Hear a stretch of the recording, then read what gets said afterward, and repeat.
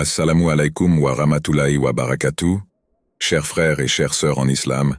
Avant de commencer cette vidéo, n'oubliez pas de liker cette vidéo, car cela nous donne beaucoup de force pour continuer à partager de contenus bénéfiques. Et je vous invite à vous abonner à notre chaîne et d'activer la cloche de notification pour rester informé de nos prochaines publications sur la foi islamique. Merci et bonne vidéo. La beauté de la réflexion. La solitude, souvent perçue comme un vide, est en réalité un espace sacré offert par Allah pour une introspection profonde. Ce moment de silence n'est pas un isolement, mais une invitation divine à examiner notre cœur, nos pensées et nos aspirations. Le Coran nous rappelle « Et nous avons créé l'homme et nous savons ce que son âme lui suggère, et nous sommes plus près de lui que sa veine jugulaire. » Coran 50:16. Ces paroles mettent en lumière une vérité essentielle. Allah est toujours proche même dans les moments les plus solitaires. Ce temps de réflexion est une opportunité précieuse pour sonder notre relation avec Allah. C'est dans le calme que nous pouvons entendre les murmures de notre âme et chercher à aligner nos actions avec ses enseignements. Le prophète Muhammad, PSL, lui-même trouvait refuge dans des instants de solitude, où il méditait et priait sur les révélations. Pour rendre ces moments plus significatifs, il est essentiel d'établir une structure. Lire des versets du Coran, méditer sur leur signification, et tenir un journal spirituel pour consigner nos pensées et prières. Ces pratiques nous permettent de mieux comprendre nos épreuves et de demander pardon pour nos manquements, tout en renforçant notre foi. La solitude n'est pas une punition, mais une bénédiction. C'est un temps de pause pour explorer nos pensées les plus profondes et reconnaître nos forces et faiblesses. En introspection, nous trouvons souvent des réponses que les bruits du quotidien nous empêchent de percevoir. Ces instants nous poussent à embrasser notre humanité tout en aspirant à la proximité avec Allah. Lorsque nous utilisons ce temps pour la réflexion, cela devient une forme d'adoration. Allah, dans sa miséricorde, nous guide à travers ces moments pour que nous puissions émerger plus forts, avec un cœur renouvelé. Ne méditent-ils pas sur eux-mêmes?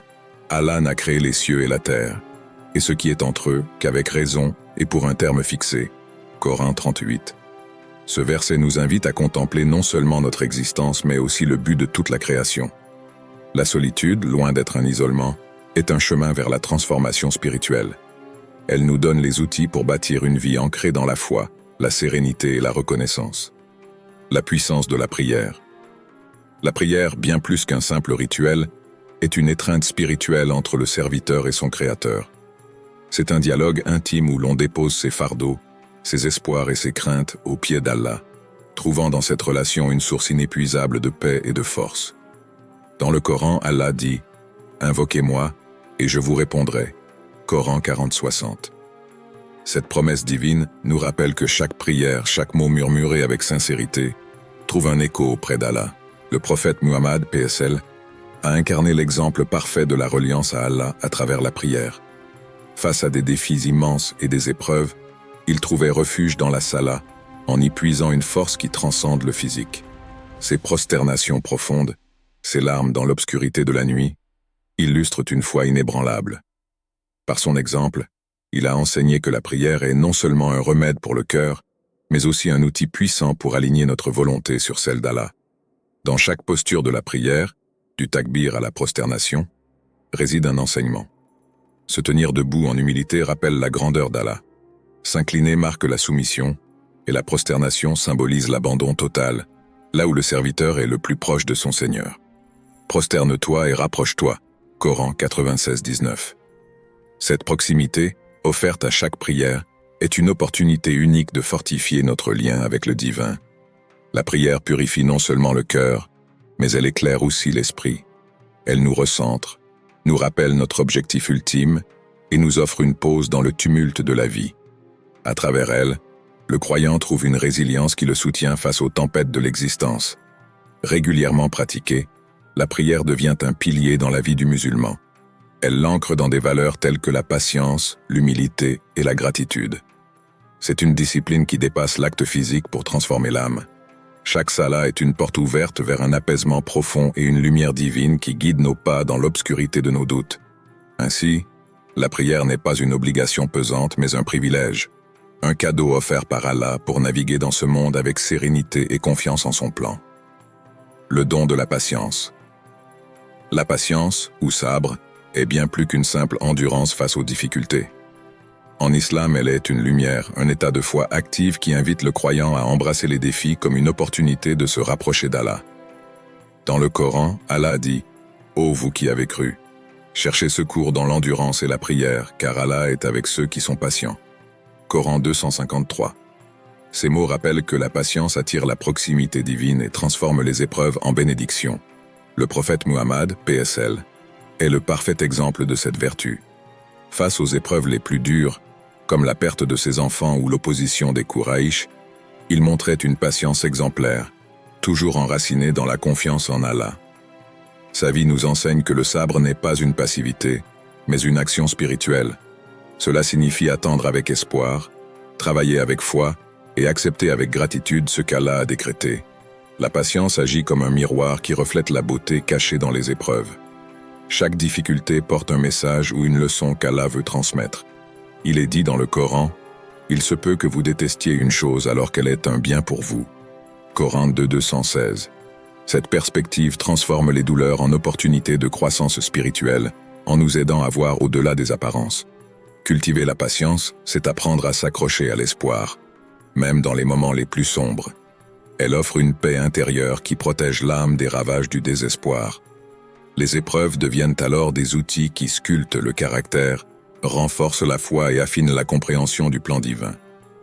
En pratiquant la patience, le croyant développe des qualités essentielles telles que la résilience, l'humilité et la gratitude. Ces attributs ne sont pas seulement des bénédictions personnelles, mais des moyens de répandre la lumière autour de soi, en inspirant les autres à persévérer avec foi. Finalement, la patience aligne le cœur sur le qadar, le destin d'Allah, en acceptant que chaque délai, chaque difficulté et chaque perte a un but précis. Le croyant patient avance avec confiance, sachant que derrière chaque nuage sombre se cache une lumière divine prête à éclairer son chemin.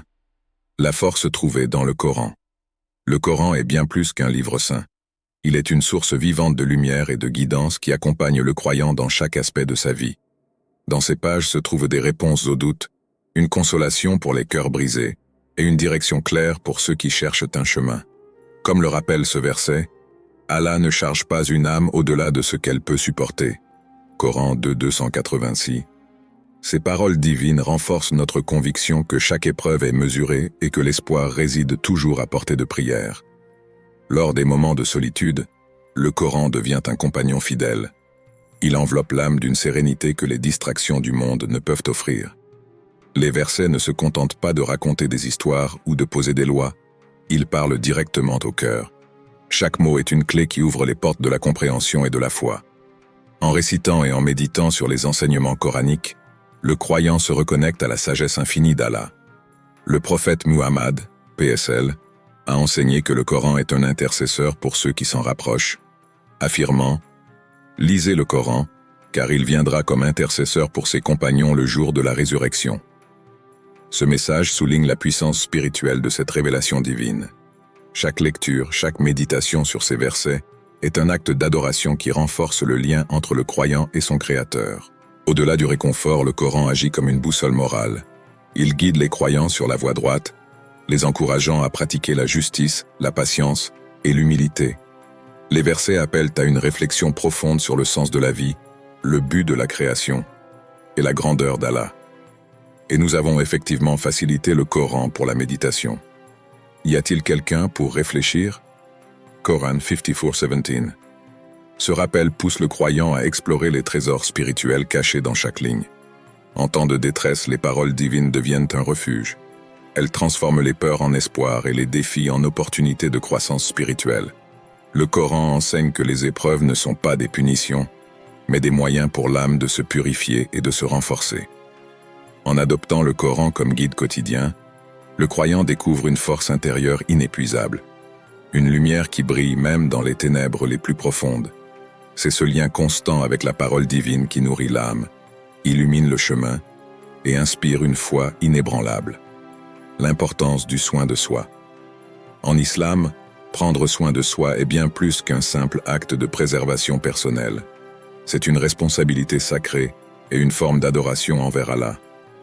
L'équilibre entre le corps, l'esprit et l'âme reflète une gratitude sincère pour les bénédictions qu'il nous a accordées.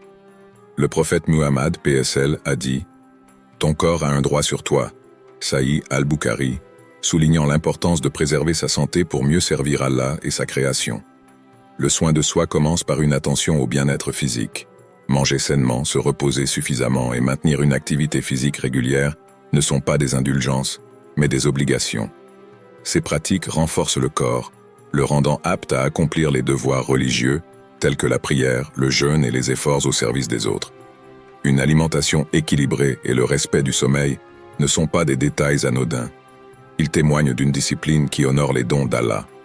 Sur le plan mental, le soin de soi implique de cultiver une pensée positive et de protéger son esprit des influences nuisibles. Cela peut inclure des moments de relaxation, la pratique de la gratitude, ou même s'éloigner de sources de stress inutiles. Les enseignements islamiques encouragent également à trouver la paix dans le dhikr, le rappel d'Allah, qui apaise le cœur et recentre l'esprit. Le Coran rappelle « Ceux qui ont cru et dont les cœurs se tranquillisent à l'évocation d'Allah ». Certes, c'est par l'évocation d'Allah que les cœurs se tranquillisent. Coran 13, 28. Au niveau spirituel, le soin de soi signifie maintenir une connexion constante avec Allah. Cela passe par des actes tels que la prière, la lecture du Coran et le repentir. Ces pratiques nourrissent l'âme, la purifient et lui permettent de grandir dans la foi. Un esprit spirituellement équilibré est capable de gérer les défis de la vie avec patience et sérénité. Prendre soin de soi n'est pas égoïste, c'est une condition préalable pour être au service des autres. En étant fort physiquement, mentalement et spirituellement, un croyant peut mieux soutenir sa famille, contribuer à sa communauté et accomplir son rôle de califat, gardien sur terre. En somme, le soin de soi est une démonstration de gratitude envers Allah. Il permet de préserver et d'honorer les ressources précieuses qu'il nous a confiées. Ce faisant, le croyant reflète un équilibre parfait entre ses responsabilités mondaines et spirituelles, tout en progressant sur le chemin de la foi. Merci d'avoir écouté la parole d'Allah et merci de vous abonner, de liker et de partager le lien aux autres.